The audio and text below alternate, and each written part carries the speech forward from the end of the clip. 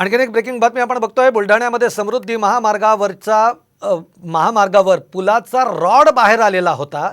सिंदखेड राजावरचा हा सगळा प्रकार एका वाहन चालकाने निदर्शनास आणून दिला। वाहन चालकाच्या या सतर्कतेमुळे होणाऱ्या अनेक दुर्घटना या खरं तर टळलेल्या आहेत। प्रशासनाने केलेल्या दुरुस्तीनंतर आता वाहतूक सुरळीत झालेली आहे, मात्र आमच्या जीवाशी खेळलं जात आहे। प्रशासनाने वेळीच लक्ष का दिलं नाही असा सवाल देखील आता प्रवाशांकडून विचारला जातोय।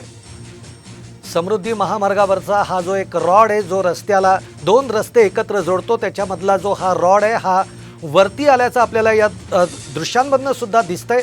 समृद्धी महामार्ग हा जसा सुरू झाला त्यावरचे अपघातांनी खरं तर हा महामार्ग चर्चेत आला।